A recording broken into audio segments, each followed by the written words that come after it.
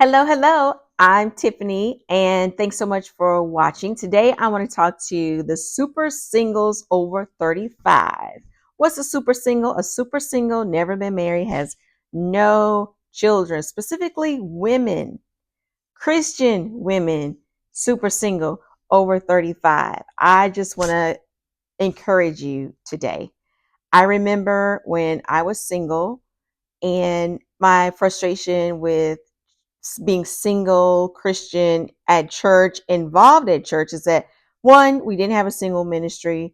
Two, when we had a singles special service or event for singles, everybody was lumped together. Three, nobody talking to us had been single as an adult.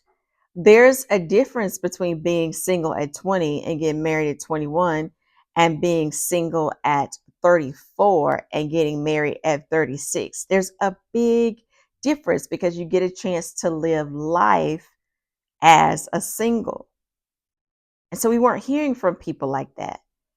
So I want to share in today's video, just give you some encouragement if that's where you are. I didn't get married till I was in my late 30s.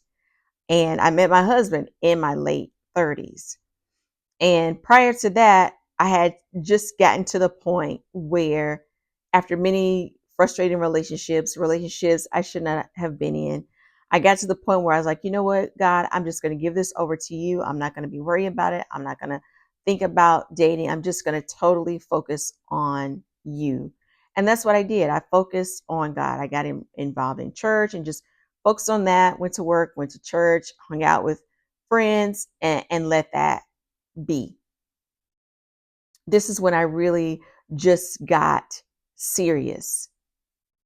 And within about a year or so, year, maybe a year or two, I met my husband within that time frame. And I'm not saying it's going to take you that long. I just want to let you know I was I was there where you are. The biggest thing for you is to remain true to yourself. This is the time to get to know who you are, your likes, your dislikes, what your boundaries are. And I don't mean like tall, dark, and handsome, all, muscles, no muscles, slim, whatever. I don't mean like that.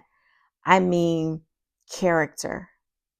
I mean getting to know who you are as a person, your character, your morals, your values, living in that truth and sticking to it. And no matter how fine he is, if he comes and he doesn't fit your truth, your morals, your values, it doesn't get past nice to meet you. Because the minute you entertain someone that's coming, that's totally against everything you believe in, best believe the enemy is on assignment to knock you off. And the easiest way to knock you off is through a man. Easiest way to knock us off is through a man. So you got to be true to yourself and not conform. Don't feel like you have to be something that you're not. Eventually, if you're pretending like you like football, eventually it's the truth is going to come to light, and you're going to explode because you hate football and you've been playing this game like you do. Or playing this game that you love to cook when you really don't. Be honest and true with who you are with the person that you're meeting. That way it'll make things easier. You can eliminate him easier. He can eliminate you easier, or you can decide to go forward a lot easier. You can be friends, getting to know who the other person is. With a friend, you can be truthful and be like, you know what? I don't like to cook. I'm not really into cooking like that. You can be truthful. You can say, I know nothing about football. Yeah, I understand offense, defense. I know the basics, but I'm not into it like that. I can't think of any other stereotypical thing that people get caught up into, but you could probably think of some stuff. But the point being is be yourself, because you're talking about committing yourself to someone for life. If you put on this facade, can you carry that facade for life? Can you live with this character you created for yourself for life? You're going to get tired. And when you get tired, your spouse is going to look at you and think you've changed because they only know who you presented. And if you presented a fake and now the fake is tired and ready to take the mask off, they're going to think you changed and wonder what happened. When all along, it wasn't you. Let people see the real you. Practice it now outside of relationships. Practice it at work. Practice it with your friends. Practice it at church. Practice it in the store. Be you all the time. If you feel like you're awkward or nerdy, so what? Be awkward, be nerdy. We're all unique and different in our own way. God didn't make anybody the same. Nobody. Not even identical twins are the same. They're going to like different things. Be true to yourself. If you're finding like, wait a minute, I don't even know who I am. If you're, I can remember being in a very controlling relationship in my 20s, right out of college. And my mom was visiting me and she was asking if I had a cute shirt. And I looked down at the shirt that I had on. It was a gray shirt, y'all. And I remember it like had a diagonal seam that crossed the front. And for whatever reason, I thought that made it cute. And when she was like, do you have a cute shirt? And I'm looking down at this gray shirt with this seam across it. And I'm like, wondering what's wrong with my shirt. And the reason why she was able to ask me that is because she's my mother. She knows me. And she knew the top that I had on wasn't the kind of top that I would wear. But I was in a controlling relationship and I had morphed into this person that I didn't even recognize. And when you're isolated, nobody's around you to let you know, hey, you're different, you're not yourself.